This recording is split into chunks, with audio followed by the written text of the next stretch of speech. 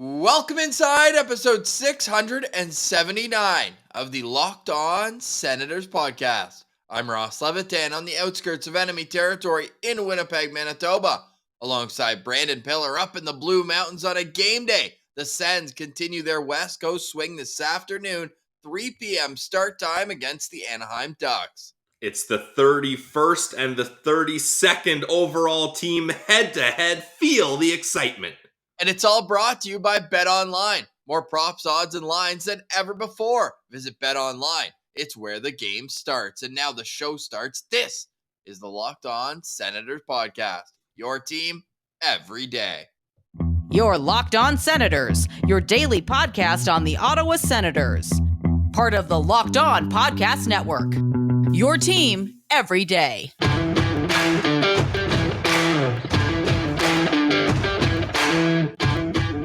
I'm Jake Sanderson, and you're listening to Locked On Senators podcast. I'm Tim Stützle, and you're listening to the Locked On Senators podcast. Thank you for making Locked On Senators your first listen on this Friday, November 25th. The show is free and available on all platforms, including on YouTube, where the best way you can help the show grow is to like every video by clicking the thumbs up and subscribing to the Locked On Senators channel. Be a friend, tell a friend. The road to 5,000 continues, and Pilsy, the road to 32nd place is on right now. Your Senators and the Anaheim Ducks. But, Ross, I'm going with positivity today. Glass half full, not half empty. I've done the Sad Boy podcast. Is that half full you? Yes, it is. That's how positive I am, Ross. That glass is indeed half full. Look, it's been tough sledding for the Ottawa Senators, and more specifically, the Ottawa Senators fans. Shout out to all you that are still around. But this is a beatable team, and sure, they won their Stanley Cup last game, winning a game in regulation up against the New York Rangers. But that was a game John Gibson stole the show. Like, they got outplayed massively. They barely were able to squeak past the Rangers. So, you know what? I haven't felt this way in a long time, Ross, but I'm feeling good about the Ottawa Senators this afternoon. Are you really? I actually am. Yeah, I really am. With or without Thomas Chabot, who we still have no idea if he's playing. He's running out of time to make an appearance on the trip. Not that a little vitamin D ever hurt, getting to some sunny destinations. But right now it's 10 a.m. Eastern time, 7 a.m. Pacific, where the Sens time zone is. So we won't hear from DJ Smith. And again, with an afternoon game, 12 p.m. local, we're probably not going to get a morning skate. We won't get a morning skate. So no line combinations. We've got our best guess. And Billsy, our best guess is no changes, because that seems to be the theme under DJ Smith with his lines.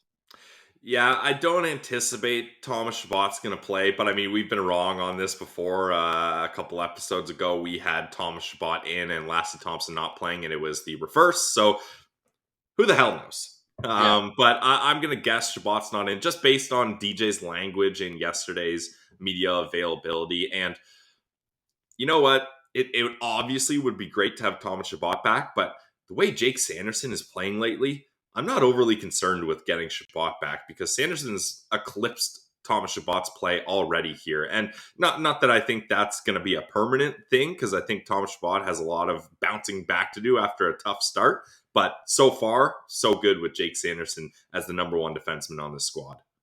We'll get to our full preview in just a moment, but it is unfortunate we won't get the first matchup of 5th versus 6th overall pick in the 2020 draft, the first two defensemen drafted, because Jamie Drysdale is out long-term with injury, but that would have been a fun storyline to track in tonight's game. Now, you watched that game, Ducks-Rangers, and you mentioned John Gibson. Were there any other aspects of the Ducks game that either Ottawa could take advantage of today, or that we got to look out for? Well, I'll save those for my key to victory, so a little tease. And yes, it's a key to victory, not just a key to improvement. We're moving on up in the world. But yeah, I caught the highlights of it. I didn't watch the whole game. And basically, just to give you a little nugget here to go off, if John Gibson is playing, this team is going to have a tough time, because this is a guy that plays with a lot of pride. I don't think he's too happy about being in a rebuilding situation. And he made some epic saves, like diving saves, because the defense was just terrible. And they really relied upon him. Like the Ducks sensed the Rangers. That's what happened. Well, to say that and then look at the stats, and on the season in 20 games, they've only won 6 times and they've allowed over 4 goals against per game. Yeah. Yikes. Well, I mean, Ottawa's right there. Ottawa's 5th most goals against. So I was going to say, yeah. are we hammering the over today? Is that the play?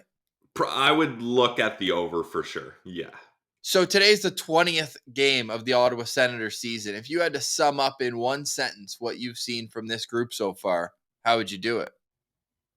I mean, first thing that came to mind was my former word of the day, dejected. Like that video of the camera panning along the Sens bench at the end of that game, that is ingrained in my mind because that perfectly tells the story of how this season is going. Because I know Sens fans are sick of hearing it, but this team has been playing decently. Like I was checking out their overall Corsi stats for the year, Ross, as a team, 5-on-5. And their Corsi percentage is like 53% almost as a team, 5-on-5 for the season. Like those are not the kind of numbers and the kind of process driven stats that you would expect from a team that's 31st out of 32nd in the league here. For now. For now. Yeah, because they're going up to 30th. Woo! Ooh, can they with a win today? I don't even know. Probably not here. Actually, I got the standings right here. Let's see. They definitely can't get up in their division. Buffalo's got 18 points. Oh, God, no. Yes, a win would move them into a tie with heavy playoff hope teams like Columbus and Chicago. Okay, wow, here we go. We're back. That's where you want to be. Yeah, I think frustrating would be my word to describe it, because you're right. There's some games they deserve better. Some games where they're playing. Games. I don't know about most games. Like, if we go through the game log, like how many of these losses would you say deserve in the deserve to win a meter? Where would you say the Ottawa Senators deserved better results? Like, I'm going to pull it up here for everyone watching on YouTube, but I'm curious because let's go through it. We're at the 20 game mark, quarter way through the season. So let's run through it. They lose 4-1 in Buffalo. That one, I think it's a coin toss, but you're going up against another team, their home opener. They're a good team. They were playing well. I mean, shots are tied. Like, I think that one. I'd say they deserve a meter. You deserved a point in that game because they were right there. Sure. The 3-2 loss in Toronto, I think you deserved a point. Giroux ties it with like 3-4 minutes left, and you're like, okay, here we go. Nope. Then you get that little play where Batherson and Pinto couldn't switch off, and they just open up the down low seam play, and next thing you know, they lose in regulation. Then we went to 7th heaven at the home opener with a huge win. Then double down, triple down, quadruple down. Yep. A couple must winners in there. The Arizona win. 4-2 against Minnesota. They did not deserve to win that game. Nope. Yeah. No dice on that. No dice on Florida. Nope. No dice on Tampa. Nope. Vegas, they were down 5-1, so no. So there's not. there's a 4-game cold streak. The Flyers lost. They deserve to win that one, I'll say. Okay. The Canucks game. Yeah, the Canucks game. That was a weird one. Yeah. I mean, they outshot them, sure, but I don't know if they deserve to win. Yeah, that was a weird one. I don't know how to chalk that one up. Same with New Jersey. They deserve to win that. I mean, the overtime they had, like they should have got that one. I'm giving them that one. True. The power play in overtime there, Brady backdoor, just put it right into Kier Schmid's pad. Yeah. Then we got the Islanders loss. God, no. The Devils lost 5-1. No. The San Jose lost 5-1. I think they deserve to win that game. Like, it's crazy that they didn't win that game after. Well, nah, when you have a second period that bad. Like, that first period was epic. Well, yeah, how many times have we said, like, if we go back here, all right, let's start from scratch. First period, who deserved to win? Just kidding. Don't turn us off.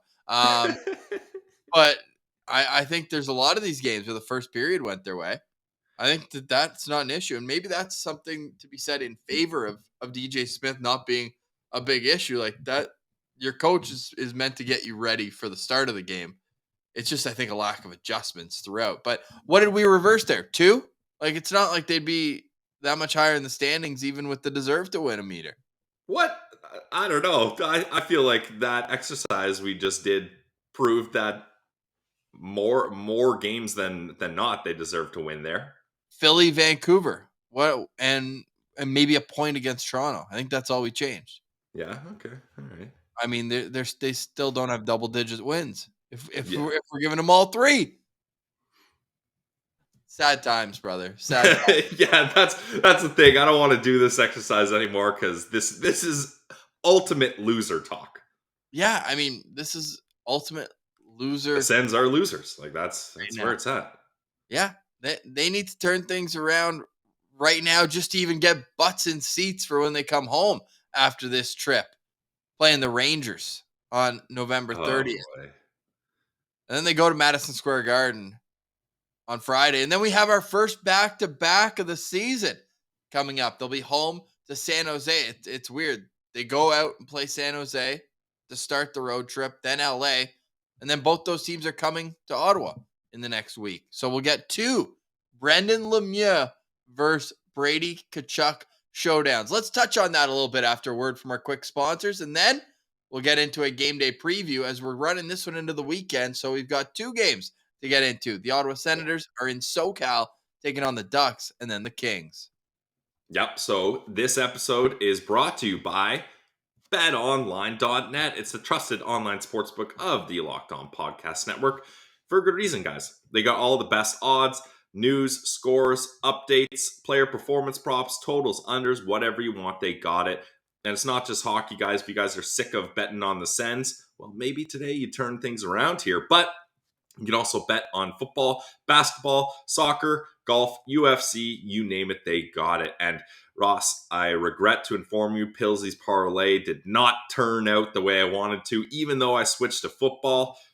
That's the way she goes sometimes. But you can always get a couple shekels in on the action to get some skin in the game when you're trying to get involved at betonline.net.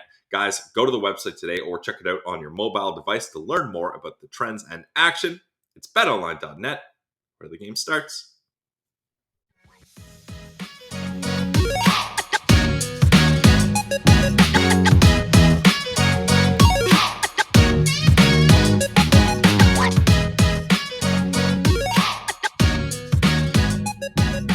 All right, you're listening to Locked On Senators for this Friday edition. I hope everyone had a great, healthy, and safe Thanksgiving. If you're listening to us down in the USA, lots of gravy, volcanoes.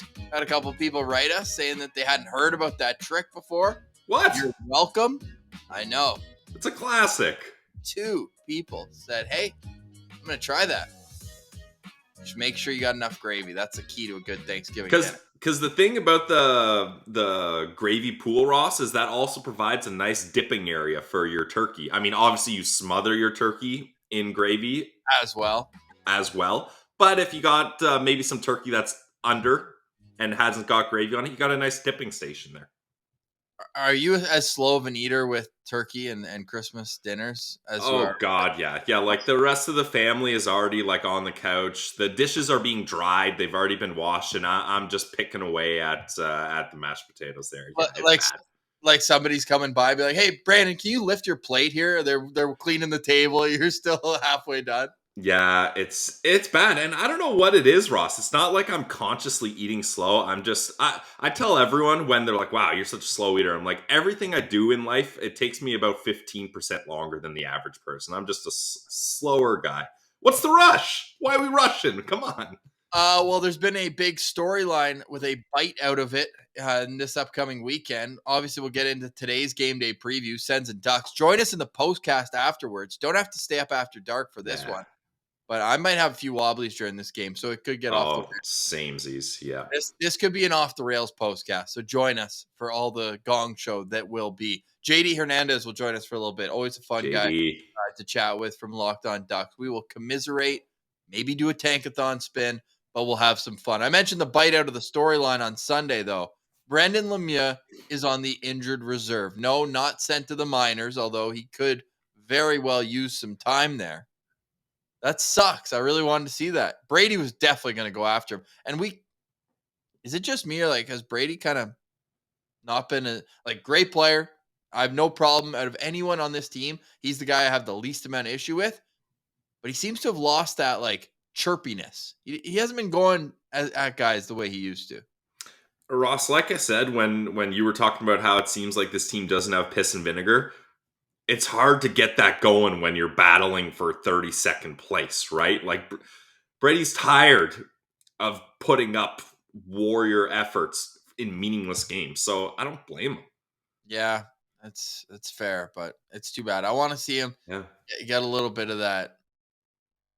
What makes him Brady Tkachuk back into his game? But hey, he's scoring. He's forechecking. He's not the issue on this team. There certainly are others, but looks like we're not going to see Brendan Lemieux on Sunday night, which is really too bad. What we are going to see tonight, though, is a couple young stars in the league, and Mason McTavish gets to play against his hometown team for the first time in his NHL career. Stay tuned for a full pregame, a lookout player, locked on player. We got some lineups for you, but Pilsy, let's look at these two games in a vacuum. The Ottawa Senators in Anaheim, in LA, and I tweeted out at Sens Central, what is the ideal results for these last two games? Is it win both or lose both? I don't think that there's an option for splitting them. That just seems like spinning the wheels further in mud. Like, either throw this thing in reverse and let's go all the way down, or let's at least throw the thing into second gear and try to get out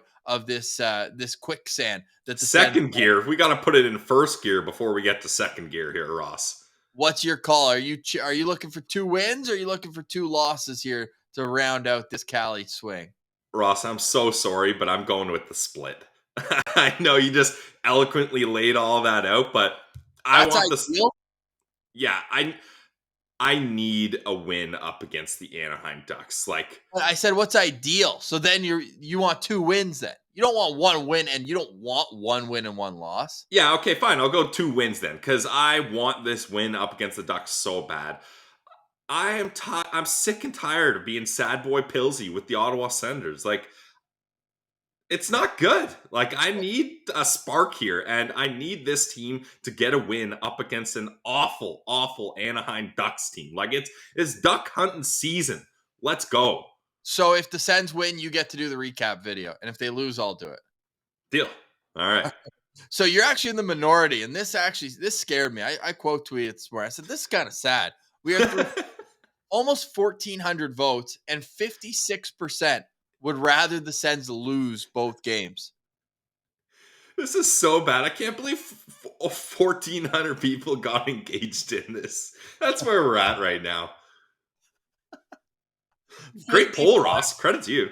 Thanks. Hey, anytime you're between 60 and 40 split, you've had a couple 90-10s in your day.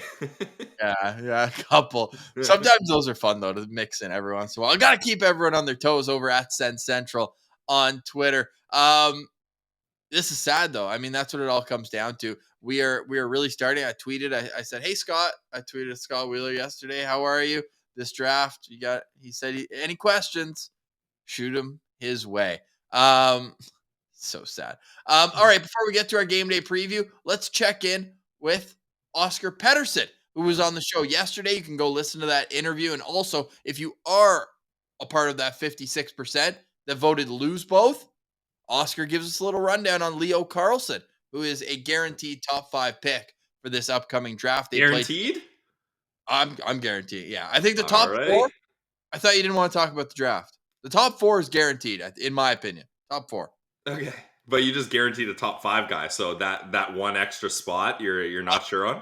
No, that's just my giving myself a little leeway. Yeah, a little buffer room. Yeah, that's fair. Yeah, and I don't want to talk about prospects. I can't do it, Ross. I cannot do it yet. I know I'll do the tankathon spin. I'll give you that. I'll give the people that, but the prospect talk, my little brain can't retain all that information for that long. So I'm not even getting started there.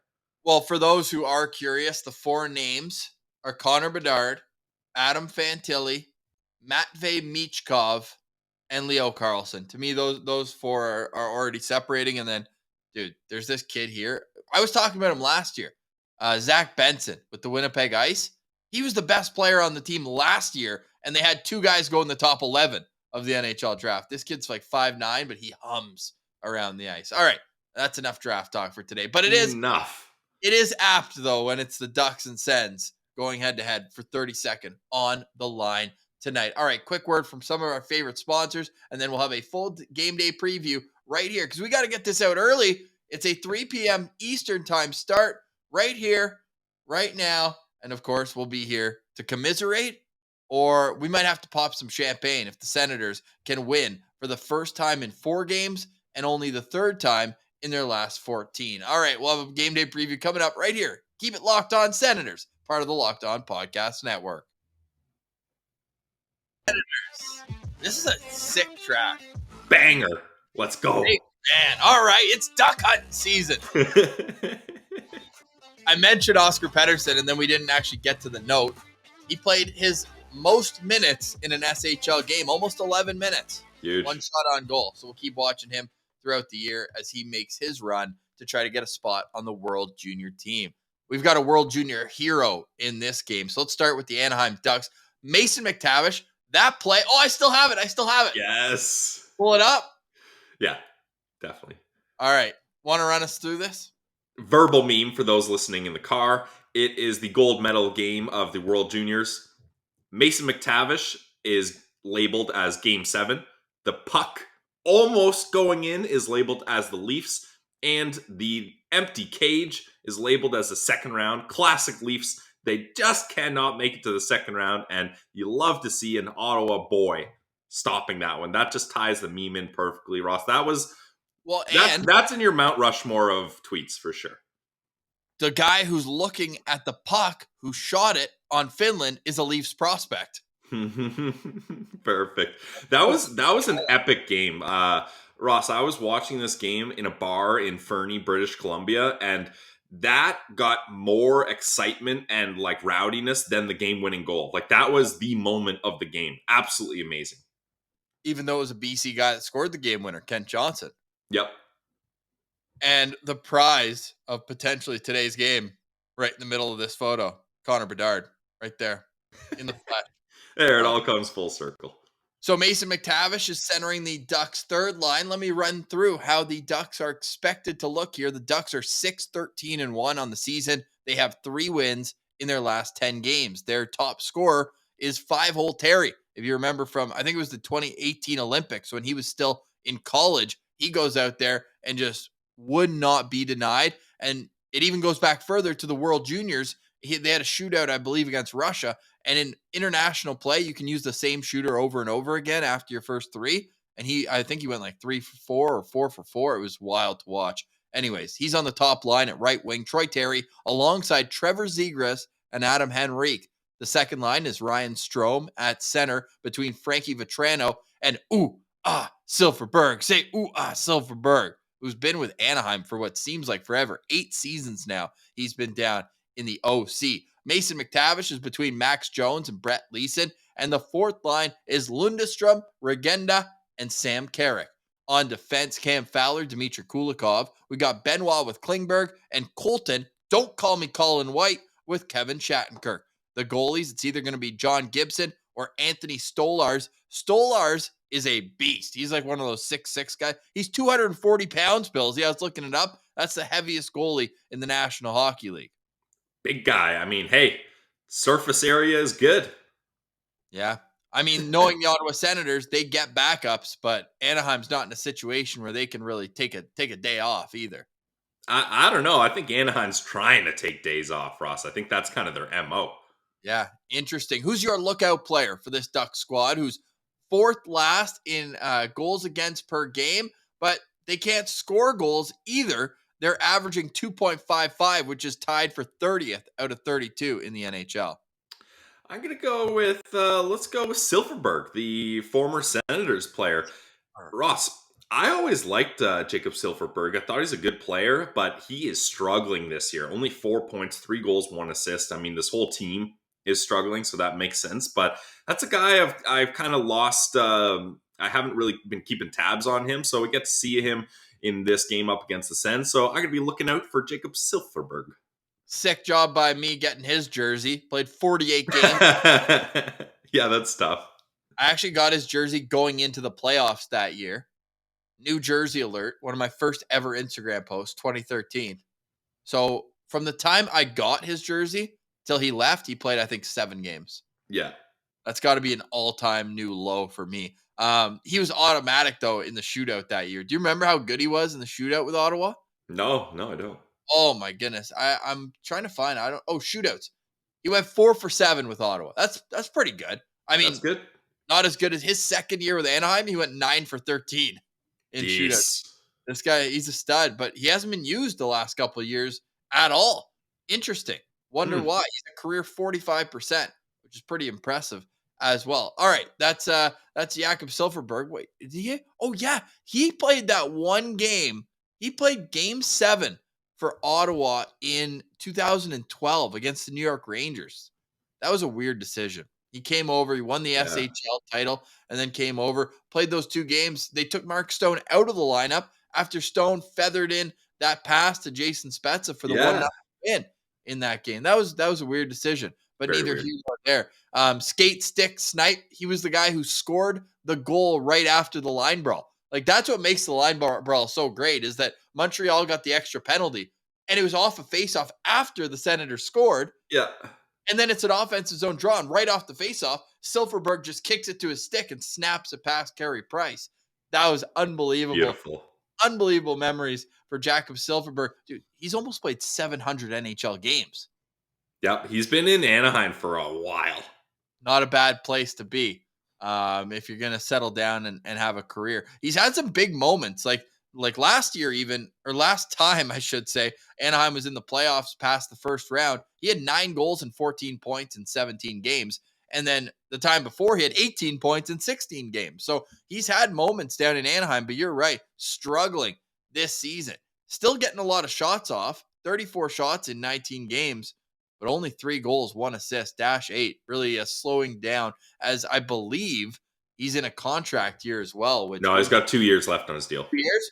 At like this year and one more at $5.25. Yeah, okay. So Jakob Silfverberg, I like that. I'm kind of debating whether I go with the low-hanging fruit or not. Maybe I'll just make a wild, outlandish statement that we can just. I thought there was one obvious one for you here, but I'll let you go. Yeah. Okay. Well, I'm going to make an outlandish statement. We can throw tomatoes at me at the postcast if it happens, but I think Zegras is going to do something up his bag of tricks against the Ottawa Senators. I'm not saying the Michigan in particular. I'm just saying he's going to do something where we all leave with our jaws dropped, as he can do at the drop of a dime. A nice little rematch between the 2 best players at the 2020 World Juniors, Zegras and Tim Stützle won. Stützle won best forward at the tournament, and Zegras won MVP of that tournament. Yeah, true. I thought you were going Mason McTavish for sure, Ross. That's your guy. I know. Remember when we did the Locked On mock drafts, he fell to 10 each time? I was like, yeah. Good call going 3rd overall. Good call by Anaheim. This kid's going to be an absolute stud. But no, I got to go with Zegras, because when you're looking out for a player, like, every time he's on the ice, there's a chance of him doing something super special. And unless it goes offside. Don't even get me started. That was 29 seconds after the offside by like a half inch, and you're going to call it back? Really? Yep, really? That's how the game's played, Ross. All right. Well, Trevor Zegras has 17 points in 20 games this year, and just a highlight reel machine. So I'm going to be curious to see how he does. And he's playing with a guy who doesn't really have very, very many wheels in Adam Henrique, but he and Troy Terry work real well off each other. So I'm going to be looking out for Trevor Zegras, but of course we'll throw a little bit of an honorable mention at Ottawa Valley stand-up carp, native in Mason McTavish out there as well. How's Mason doing this year so far? Not great. I've got his stats right here if you want them. He is, decent. 3 goals, 7 assists in 20 games. So yeah, 10 points, a half a point per game player. Yeah, that's fine. Yeah. He's starting 55% in the offensive zone. So they're sheltering him, as they should. He's still 19 years old until January 30th. So lots of room for growth. And the way he plays is that bulldog mentality. Oh yeah. And you need to be a little more seasoned. Like he said, you need to be on a leash. That bulldog needs to be on a leash for a bit.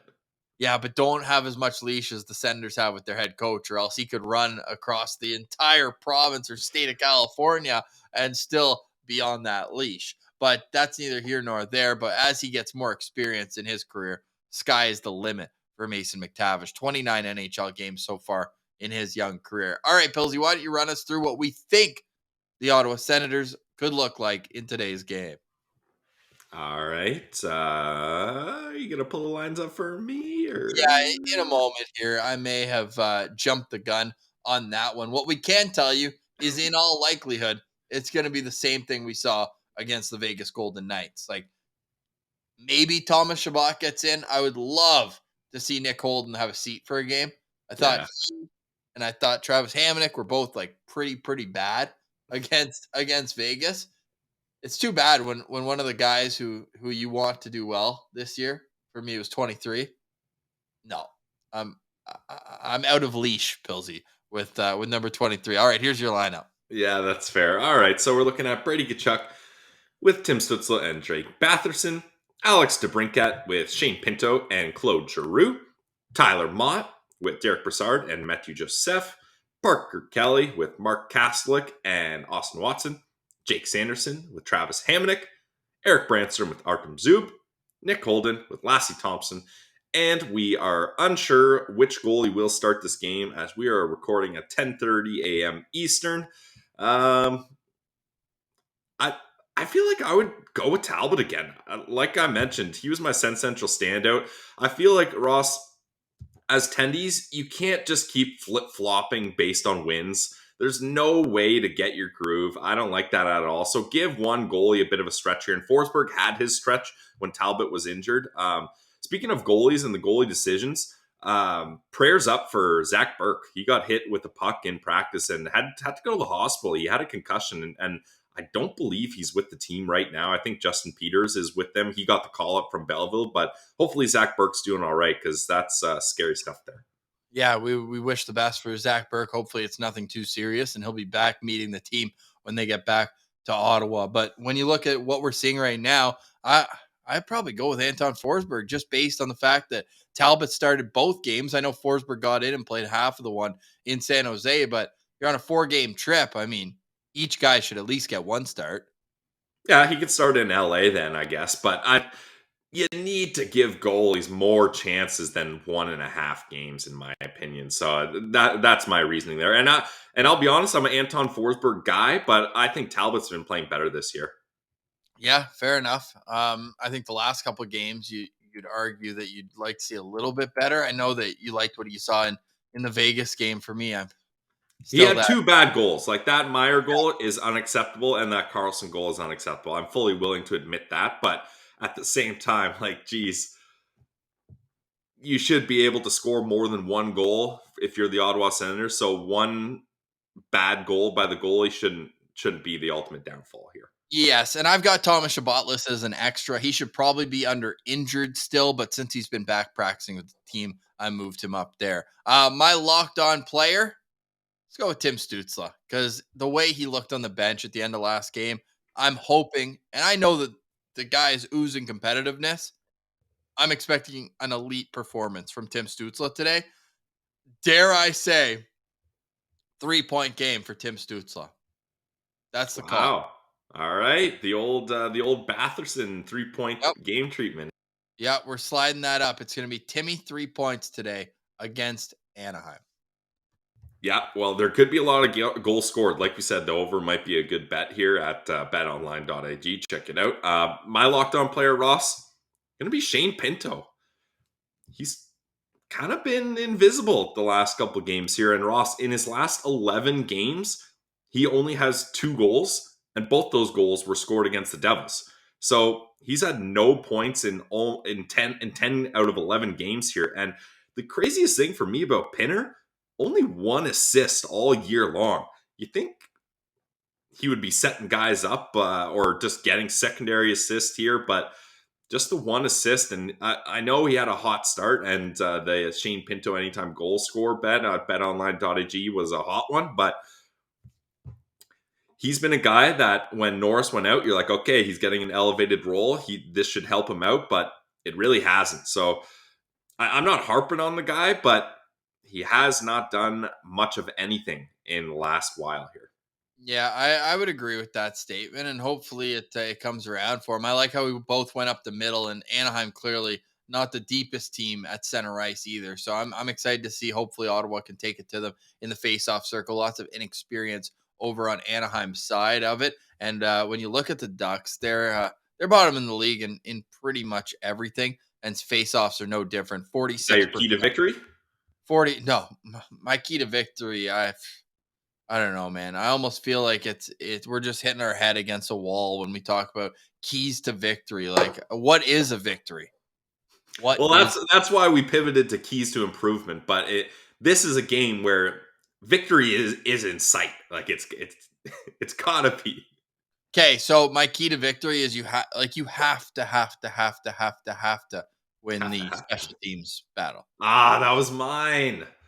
Do you have the stats in front of you, or can I hit the people with the stats? I have it, but here, why don't we split it then? Okay. You know how they say if they add up to 100, if your power play percentage, this is where I was going to go. Go ahead. Adds up to 100. Pillsy, how far off of 100 are they? Not a math guy, but they are far off. 78.7 is their total when you combine the two. The power play, out of every 100 attempts, has scored 12.5 goals. That's a long way to say percentage. Yeah, and then on the flip side, like Ross, I feel like sometimes with these bottom feeder teams, one of their special teams is terrible, and then the other one is like pretty good. Not the Anaheim Ducks, as they are dead last in power play percentage, as Ross just mentioned, at 12.5. And they are 31st out of 32 in penalty kill, just barely better than the Canucks on the penalty kill. Their penalty kill is clicking at a 66.2% here. 66%. That's like oh man, my brain's crapping out on me here. 1 out of 3 times. Is that right? Yes. 1 out of 3 times they're allowing a power play goal. So if you're the Ottawa Senators, if you're Alex DeBrincat, if you're Shane Pinto, and you're trying to get going here, Drake Batherson, the power play, it is time to get your cookies here. Like, this is so crucial that they win the special teams battle. Ross, I'll even go as far to say as I almost expect them to score a penalty kill goal up against this team. Like, there's so many opportunities to strike here. That's why Positive Pillsy is back, because Positive Pillsy is back, Ross, because there are so many opportunities for success here. Like, all over the board, this Ducks team is not great.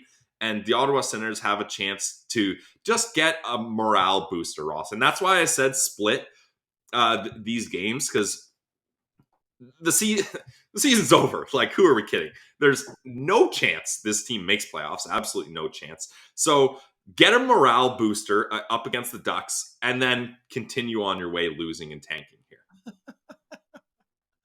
Even though I know that doesn't really make sense, you'd want to lose up against the worst teams. But like you mentioned, the top 4 are so good here. If you find your way in the top 4, I'm okay with that. And I'm not convinced Connor Bedard fixes all these problems. Obviously, you want generational talent when you can get it. But yeah, I don't know. The Senators have a special teams that adds up to 99.7, which just further kind of hammers home the fact that they should be better than their record suggests, but got to put more pucks in the net than the opposition. And Pillsy, for some reason, goalies seem to be having good games against your Ottawa Senators. Just seems to be the case. Yeah, and Ross, my last couple games, my keys to improvement and the thing I've been asking for is the Senators to score 2 unanswered goals. Maybe that's too hard to do. Like, who is scoring 2 unanswered goals in the NHL these days? No one, if you ask me, if I'm concerned. So all I'm going to ask for is 2 total goals. Like, give me they don't have to be back to back. One can be in the first, one can be in the third. I don't care, but give me 2 goals. That is my new bar for the Ottawa Senators. I'm going to expect more against the Ducks team. I want 2 good periods back to back. Okay, Ross, come on, chill. 2 good periods. Chill. 2 good periods. Ottawa is minus 140 favorites in this game. Hey, go to betonline.ag, Ross. You can get better odds. They're at minus 133. No, 133 now? I only look at BetOnline when I have my odds. No, dude. The lines move. Minus 143 right now. Whoa, what caused that 10-point difference? Where's the updated news here? What's going on? I don't know, but I could also tell you that Timmy 3 points is paying plus 900 if you're into that. That's nice. All right. Nice. Hopefully we talk about this on the postcast more. Did you do you did a locked on player, did you? No. Shane Pinto. Let's go, Pinner. All right. Drink a choice on the postcast. I need to go reload. Ooh, okay. I'm reloading also. I'm trying to decide between good old MGD's been my beer lately. It's one of my top beers. I love it. No free ads here. Or I was gonna go for, as Lalim's Martian calls them, health drinks, the vodka sodas. Trying to ease up on the calories here. Packing on the LBs and my sad boy Pilsy overeating era. Yeah, so maybe I'll go with the health drinks, but we'll see. Yeah, all right. I'm gonna go with the health drinks. I don't know if that affects. Okay, let's go health drinks. We're going health drinks. Yeah, because we gotta slim down for For what? For the comeback that will be, because we got a long marathon left, right? You don't want to be sluggish. You got to be. Ross, we got to slim down for our Cabo trip coming up. That's what we got to slim down. We got to get those beach pods going. Yes, Locked On Senators will be coming to you live from Cabo San Lucas in March, but that's a story for another day. All right, Pilsy, any final thoughts here? We got an early one. Do you prefer this? It's a weird time game, 3 p.m. Eastern on a Friday afternoon. I'm working at 4 a.m. tomorrow, but I got today off, so I'm almost going to carry in the health drinks into a nice early bedtime. So it works out for everyone. Yeah, that's solid. Get a good day drunk going and pass out at like 7 p.m. That's not bad at all, Ross. Or 2 good periods in a row. Yeah, that's it. Call it a day. I definitely prefer this. I mean, I booked off 82 time off requests at work, and this is one of those 82. So I got the day off today. I'll get the health drinks going. I'm feeling good, guys. Sad boy Pilsy, he's in the back seat now. I'm feeling positive. This is going to be what a great day to be an Ottawa Senators fan. Let's go. Wait, Will Ferrell wants to buy the Sens now too? Yeah, he's going to put in $1,000 to be. Can I play this? ET Canada. Shout out ET Canada. This is Will Ferrell with Ryan Reynolds. Play the second. Is this the minute-long video? Play the second half of it. Oh, okay. You just got the quote here? 21 seconds. All right, let's hear it. All right, here we go. Suni and Octavia, we're in on it. we already have a competing bid. This is a consortium right here. Outside of we Yeah. are Consortium? Consortium? Consortium? Consortium. I don't know. Yeah. we're looking to buy the Ottawa Senators for $1,000. Yeah. Well, we would be happy to have you. Oh, Sold to Will Ferrell, $1,000. The Ottawa Senators. But Ross, I hope he does get in the mix with Ryan Reynolds, because as I was mentioning to you off air, imagine the fun they could have with Brady Tkachuk and Will Ferrell. I mean, Brady dresses up as Will Ferrell. Oh, no. Will Ferrell dresses up as Brady and acts as the captain for a practice. That's where I was going to go with it, because Will Ferrell loves doing sports stuff. I don't know. If you guys haven't checked it out, go watch Will Ferrell's spring baseball video. Yeah. Oh, it's so funny. So if he could do some hockey stuff, and Will Ferrell hasn't done a sports spin-off movie in a while. Imagine he does a hockey one. That would be all time. Wow. All right. Something to keep that really is what's keeping the good vibes rolling through this tumultuous start to the season. Is the Senators are going to be sold. And I don't know about you, but if I were to buy something, I would certainly want to put my stamp on it pretty quickly of how it's my toy, my $900 million toy. So I do think that once the sale happens, we're going to see some other moves made, whether it's tearing some parts of it down or whatnot. I don't know, but the consortium is certainly going to make a change, I believe, once we find out, which we believe is mid-January, is what we're expecting to know more about this one. All right, we'll talk to you in the postcast a little later on today. For Brandon Piller, I'm Ross Levitan. This has been the Locked On Senators podcast, your team every day.